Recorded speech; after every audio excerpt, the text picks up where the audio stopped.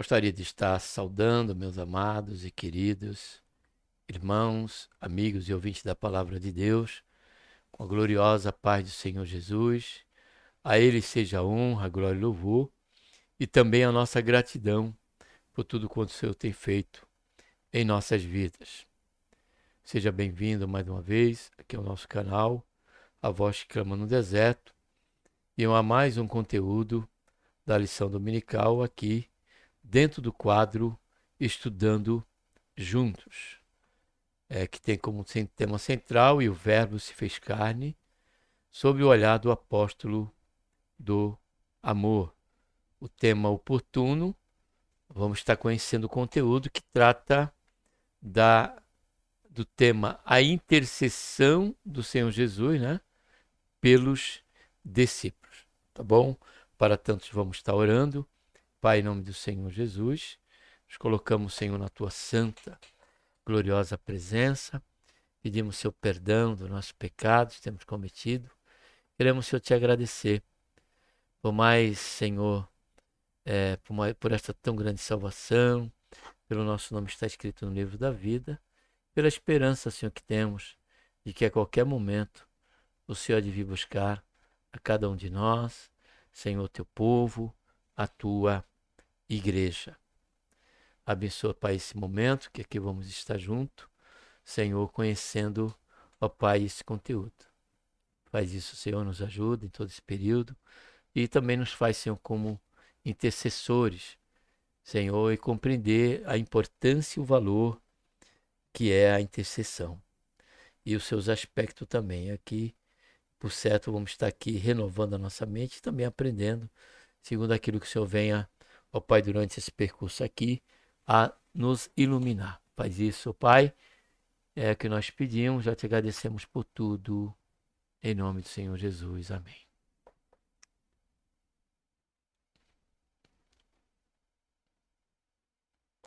Vamos abrir aqui o PowerPoint, tá bom? A intercessão de Jesus, do Senhor Jesus, pelos discípulos. Texto áureo. E a vida eterna é esta. Então era o capítulo 17, não o capítulo 5, como eu falei na lição número 9, né? Não sei se os irmãos e todos que estiveram conosco lá na lição 9 lembram disso. Mas é capítulo 17, versículo 3. E diz: E a vida eterna é esta, que conheçam a ti só, por único Deus verdadeiro, e a Jesus Cristo, a quem enviaste.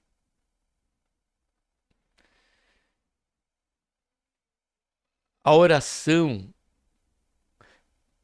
antes de entrar na verdade prática, o texto áureo, ele nos não só renova a nossa mente, mas nos ensina também, né, a questão da importância da intercessão. Para que nós compreendamos que aqui Jesus estava falando ao Pai, estava na condição humana, intercedendo pelos seus discípulos e dizendo ao Pai: a vida eterna é esta, que conheçam a ti só, Pai. Em outras palavras aqui, como o único Deus, Pai, verdadeiro, e a mim, pelo qual o Senhor tem enviado. Aí ele continuou ali a oração, que nos mostra que nós podemos interceder por aqueles que não têm esclarecimento, que não têm a compreensão da salvação, da necessidade da salvação, que não têm compreensão a nível de fé do poder de Deus em realizar cura, em realizar milagre, em mudar quadros, em mudar situações. Então nós, exemplo do que o Senhor Jesus nos ensina, através da sua oração e intercessão, é que nós também, dentro do campo da intercessão, podemos pedir para o Senhor para que venha fazer com que estes venham ter o mesmo conhecimento que nós temos e servir a um único Deus pelo qual servimos. Louvado seja e engrandecido seja o nome santo do Senhor. Verdade prática diz: a oração que Jesus fez ao Pai em favor de si próprio, do seu discípulo e da sua igreja, ressoa ainda nos dias atuais. Então observe aqui o campo em que se encontra uma oração. Ou seja, eu posso simplesmente entrar em um período somente de intercessão, como também eu posso, dentro do período de oração, estar suplicando pela minha vida, pela necessidade que eu bem sei, frente à minha limitação diante do Senhor, e diante desta oração também, ou durante ela, eu posso passar para o campo da intercessão. Para o campo da intercessão. Aí nós deixamos de estarmos, falando com o Senhor ao nosso respeito. Estamos nesse momento abrindo mão de momento dos nossos interesses e reservando esse tempo de dedicação à oração para interceder por outros, pelo país, pela nação, por uma pessoa, por uma causa, enfim. Quando fazemos isso por alguém, porque temos o conhecimento de tal situação, de tal fato, nós estamos aí então dentro do campo da intercessão. E ele é de suma importância a intercessão diante de Deus. Pela intercessão, não só pela oração, dentro do campo daquilo que o Senhor pode fazer em nossas vidas e através das nossas vidas, também pelo campo da intercessão, o Senhor ele pode mover céus e terra em favor daquela súplica, em favor daquela oração, a exemplo de Moisés. Moisés intercedeu pelo seu povo. Moisés intercedeu para que o fogo de Deus não consumisse aquela nação em meio ao deserto. Então, esse espírito de entrega, esse espírito de empatia tem que existir em nós, que é uma das faces da empatia. A empatia ela não está atrelada unicamente dentro do campo da intercessão.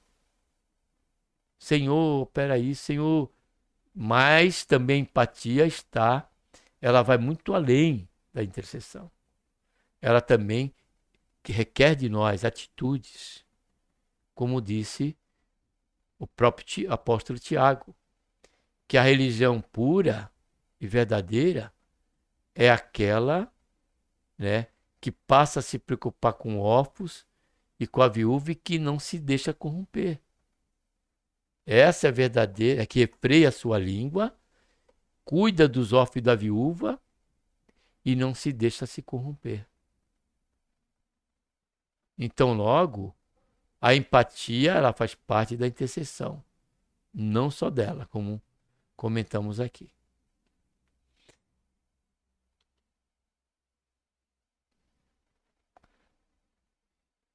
João 17, 1 a 3, 11 a 17, observe bem. Jesus falou essas coisas e, levantando os olhos ao céu, disse: Pai, é chegada a hora. Começou aí a oração, com respeito a si próprio.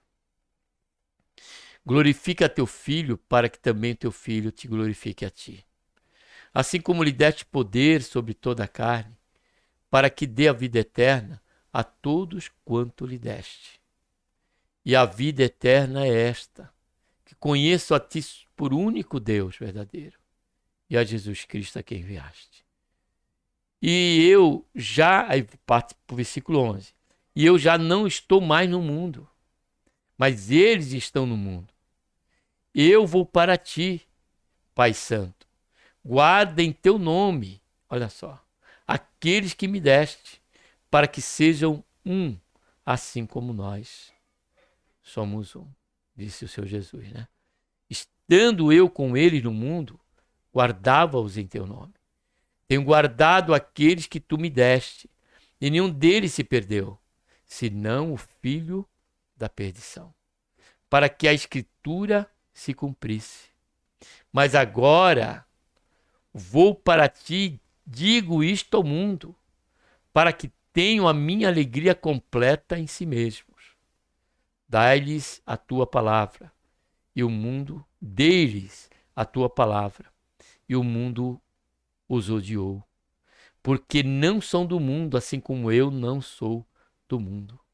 Não peço que tires do mundo, mas que o livre do mal. Não são do mundo, como eu do mundo não sou. Santifica-os, olha só, que maravilha. Na verdade, a tua palavra é a verdade.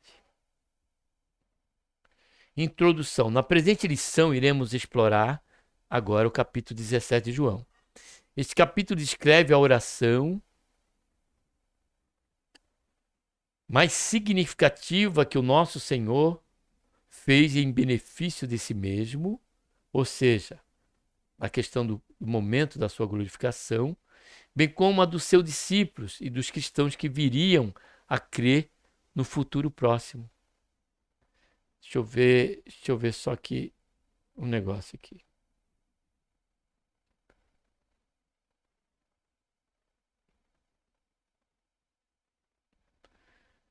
E não só de significação, bem como dos seus discípulos e dos cristãos que viriam a crer no futuro próximo, porque ele na oração ele disse, né, na questão daqueles que estavam com ele e que os que ainda iam crer no seu nome, é nosso exemplo. Somos, por isso que ali diz que a questão da intercessão da oração do Senhor Jesus tem prática até os nossos dias e continuará tendo, porque ele disse, Pai, a estes e aqueles que ainda hão de crer no teu nome, ou no meu nome, eu não lembro bem, mas nós podemos ver lá. A oração, ou você pode estar vendo lá, tá bom? A oração sacerdotal de Jesus é uma importante lição sobre a unidade do povo de Deus no seu reino e o propósito de promover o evangelho do Senhor Jesus no mundo. Primeiro ponto, a oração do Senhor Jesus e sua glorificação. A oração do Senhor Jesus. Entre todas as orações do Senhor, documentadas no Evangelho, é indiscutível que foi João quem relatou possivelmente a mais elevada oração do Senhor Jesus. No início de João 17,1 está escrito: Jesus falou essas coisas. Esta frase remete ao discípulo do Senhor sobre a vinda do Espírito como consolador, conforme estudado anteriormente. Certamente o local onde o Senhor se encontrava era o mesmo em que partilhou a última ceia com seu discípulo. Em relação à oração de Jesus no capítulo 17, os estudiosos costumam se referir a ela como oração intercessora, oração sacerdotal do Senhor Jesus, ou oração da consagração. Nosso Senhor apresentou essa oração pelo menos 3 partes. Ele orou por si mesmo, intercedeu pelo seu discípulo e também fez oração pela igreja futura, que está dentro ali do versículo 20 a 26. Segundo subponto, a oração de Jesus, do Senhor Jesus, pela sua glorificação. Na oração do Senhor Jesus, pedindo por sua glorificação, havia um significado espiritual mais profundo, que não se tratava de um ato egoísta. Como já abordamos, ele estava plenamente ciente de seu ministério e, portanto, na finalidade de sua missão na terra. Assim, em sua conversa direta com o Pai, Jesus declara que é chegada a hora, que é o Kairós de Deus, né? Referindo-se ao momento em que o Pai o glorificaria por meio do seu sacrifício redentor. Nosso Senhor expressa: glorifica a teu Filho, para quem também o teu Filho te glorifique a ti. Observe que até a morte, como foi dito na lição 9, nós podemos, né, estar glorificando a Deus. Paulo ele assimilou bem essa questão, porque quando nós vamos para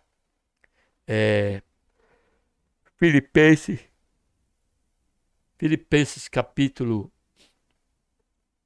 1, versículo 20, ele diz assim, ó.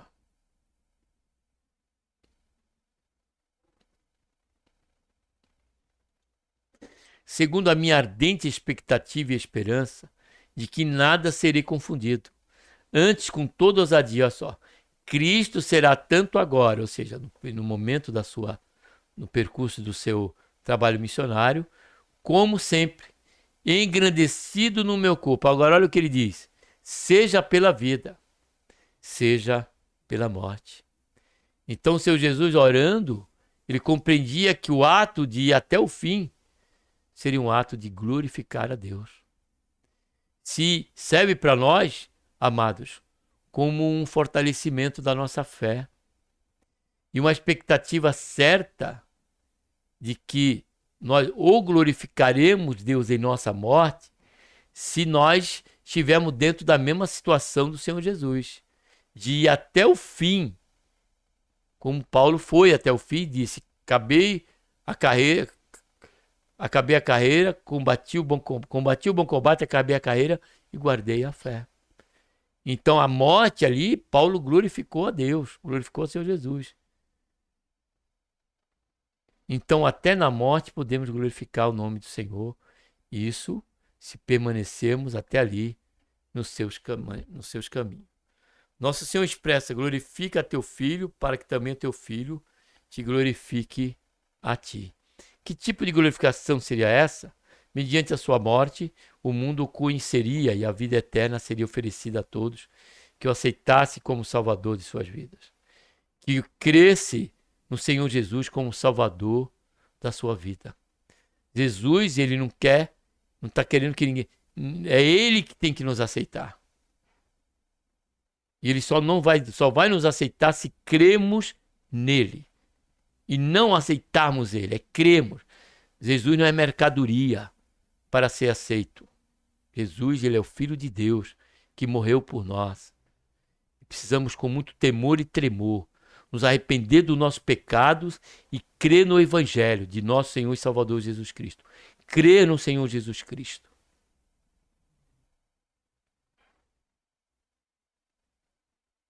Glorificar alguém significa torná-lo conhecido.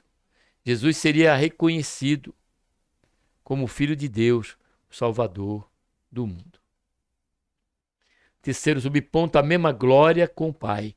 No versículo 5 está escrito, e agora glorifica-me tu, ó Pai, junto de ti mesmo, com aquela glória que eu tinha contigo antes que o mundo existisse. Essa referência à glória se relaciona à divindade de nosso Senhor como verbo divino, antes da sua encarnação. Na realidade, o que Jesus solicita é a glorificação mútua entre o Filho e o Pai, quando dá origem, antes deles, se tornar carne. Somente nosso Senhor, o Filho de Deus, poderia fazer tal pedido por essa glorificação, uma hora que ele possuía antes que o mundo existisse. Essa declaração evidencia a divindade do Senhor Jesus ao revelá-lo como um com o Pai. Assim, com base nessa igualdade com o Pai, o pecador que confessa e se arrepende de seus pecados recebe a vida eterna e conhece pela fé, olha só, o único Deus verdadeiro, Jesus Cristo, a quem enviaste. Agora aqui está certo. A colocação, né? Para estarmos guardados dessa famigerada questão do apelo, né? Que não tem nada a ver com a Bíblia, não tem qualquer base bíblica, né? Essa questão do apelo. Porque já tratamos disso no canal, em algumas mensagens, né? Então, só compreender essa questão, porque é bíblica, né? A fé parte do que ouve a palavra, e não pelo incentivo daquele que prega, em ter que vir à frente. Isso aí é uma moda que começou no século XIX, já depois de 1800 anos que a igreja já existia e nunca usou esse tipo de liturgia dentro de um culto ou onde estiver. Mas vamos prosseguir. Segundo ponto, a oração de Jesus pelo discípulo, intercessão pela proteção do discípulo. No versículo 4 a 8, exceto o versículo 5. Jesus ora como se estivesse apresentando o relato ao Pai sobre tudo que realizou durante o seu ministério na terra. No versículo 6, ele intercede por seu discípulo, pela unidade entre eles, uma vez que seriam responsáveis por continuar a obra que o Senhor Jesus havia iniciado. Para o Pai, o nosso Senhor, se refere ao discípulo como homens que o mundo me deste. O Redentor revela que seu discípulo pertencia ao Pai e que este os entregou a ele. Eram teus, e tu nos deste. E guardaram a tua palavra. Ao longo de 4 anos, quase 4 anos, Jesus investiu nesses homens que se mostraram fiéis, prontos para prosseguir com a missão de evangelização. Então, a lição que fica aqui nesse primeiro subponto é que o Senhor preza pela unidade da igreja. Jesus, ele esteve com estes discípulos, mediante a todas as suas fraquezas de diversidade de caráter. E ele não desistiu de nenhum deles. Ele manteve esta unidade, esta união e unidade com eles. E é assim que o Senhor requer de nós, como igreja. Reconhecemos que estamos em meio a uma diversidade de caráter, de pessoas e personalidades. E que, diante disso, vai haver necessidade de relevarmos momentos e momentos. Por isso que Paulo diz, suportai uns aos outros. Se Paulo usou a expressão suportar, amados, suportai é porque diz respeito a um período. Algo que você não vai só simplesmente relevar, mas vai ter que continuar relevando. Até que Cristo seja gerado, né, neste irmão, nesta irmã, que de quem sabe acabou provocando alguma rivalidade, alguma palavra que não deveria falar, acabou de um desentendimento. Porém, ainda que isso seja um fato em meio à nossa caminhada cristã, o que fica para nós é o ensino do Senhor Jesus, que a unidade tem que prevalecer mediante essa compreensão e esse entendimento.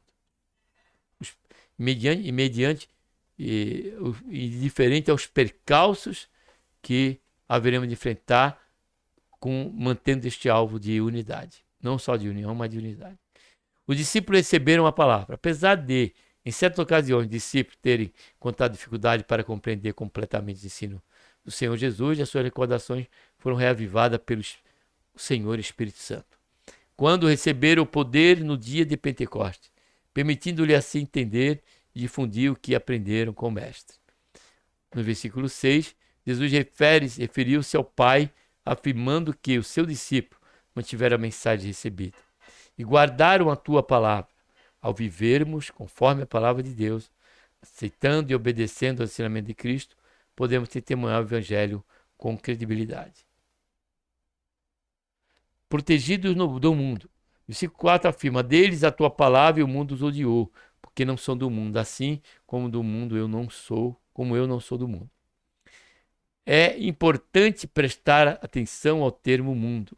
Este pode referir-se ao universo criado ou à humanidade. No entanto, aqui Jesus se refere ao sistema espiritual governado por Satanás. O apóstolo Paulo descreve esse mundo como um governo espiritual maligno. Por conseguinte, o nosso Senhor deseja que o Pai guarde o seu discípulo desse sistema mundano, que é incompatível com o Evangelho sob a influência do príncipe deste mundo.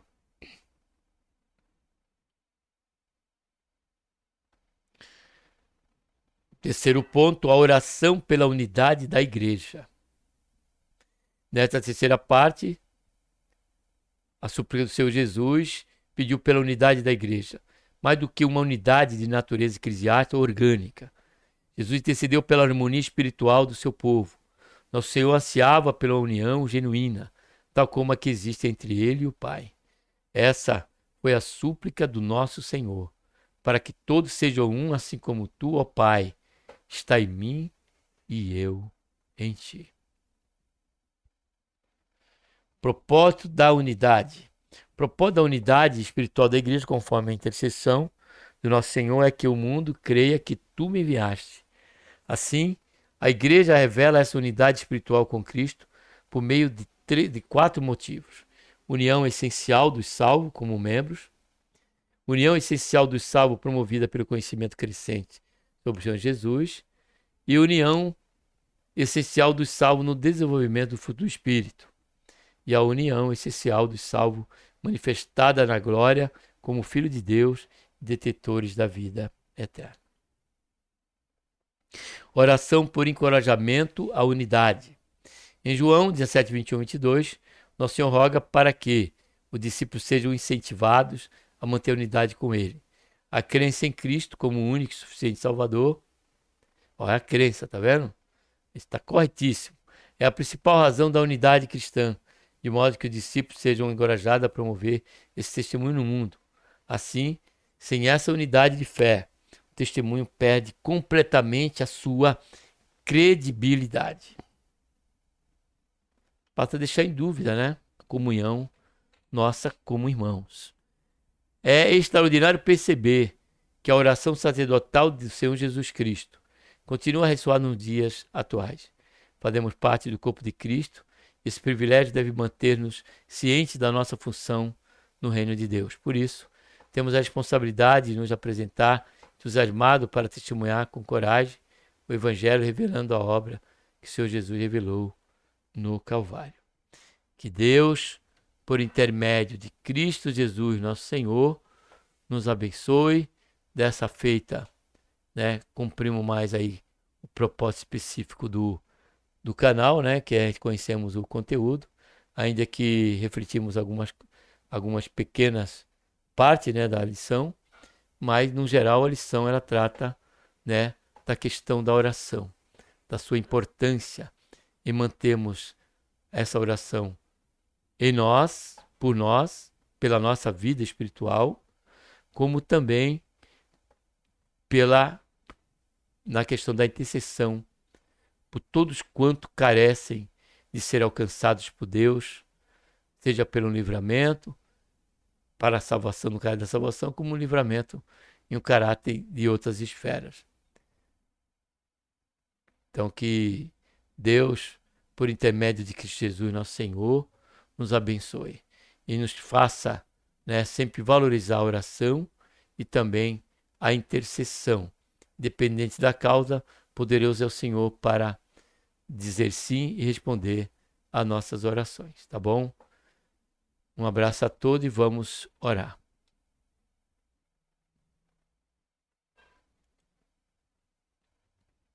Pai, em nome do Senhor Jesus, te colocamos, Senhor, na tua santa e gloriosa presença. Pedimos, Pai, perdão dos nossos pecados. Queremos te agradecer, Senhor, por este momento em que até aqui estivemos conhecendo mais o conteúdo da lição, Senhor, dos adultos, que vai ser tratada em sala de aula no próximo domingo, Pai. Por isso, Senhor, nos ajuda, te agradecemos pelo tempo que aqui ficamos e que a união e a unidade seja o alvo nosso, Pai, a sempre não só alcançá-lo, mas mantê-lo. Faz isso, Senhor, é o que nós pedimos e te agradecemos por tudo em nome do Senhor Jesus. Amém.